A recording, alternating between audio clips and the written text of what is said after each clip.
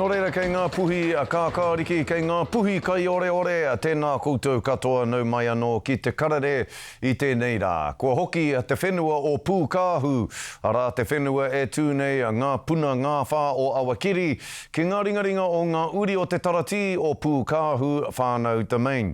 He mea muru te whenua o ngā uri o Weremu a te whatapapa, rāwa ko roha pētera. E te karauna, i raro iho i te ture Public Works i ngā tau ōmua. Hioi anō, nō ngā rangi tata nei i whakawātea hia i te whenua me te manako nui kia hoki ngā uri ki tō rātou whenua tā ngai e rongoa no ai rātou i tōna mauri. Kei a Herewini Waikato, te roa ngā atu. I rero whenua atu, me hoki whenua mai. Ko tai Pūkāea, ko ngā tiawa e whakanui ana i te hokinga mai o te whenua o Pūkāhu. Kei tā hari koa ko hoki mai te whenua ki a tātou te whānau. He roa tuni tēnei kaupapa e rote i a tātou, o tātou kraua kuia, o rātou whakaro, ki te hihia, me hoki mai te whenua ki a tātou. Ko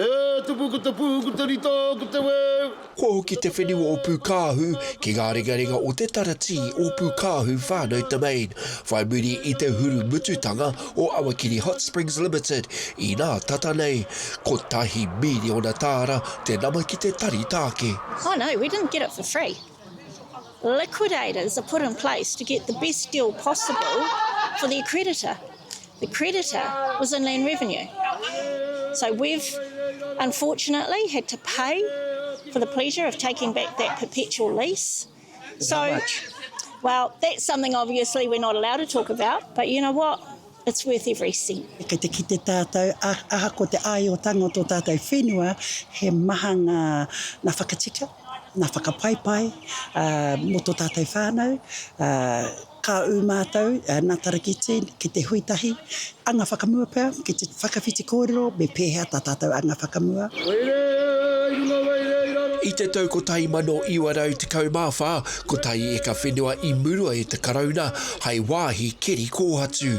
E toru tau whai muri iho, e ono e ka whenua ka murua hei hangarori.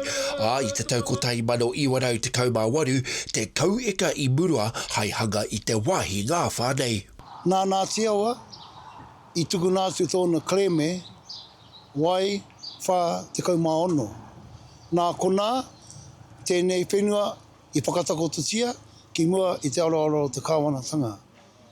I tēnei rā, te puawaitanga tēnā o tērā kreme, nā tāhinini mo ko mead, nāna i kōkiritia te kaupapa ki reira. I tēnei rā, ko whakahokia mai a Pūkāhu ki ngā uri o tai Pūkāea, e kōrero hea ke nei nōna te hapūtanga, engari ko ngā uri kai arātou te kaitiakitanga. We want to connect back the whenua with our whānau. That's the most important thing. We've lost that connection over the past 80 years. We need to get it back, bring our whānau back together. Our whānau doesn't know each other from the original whakapapa of Weremu te whatāpapa and roha pētera.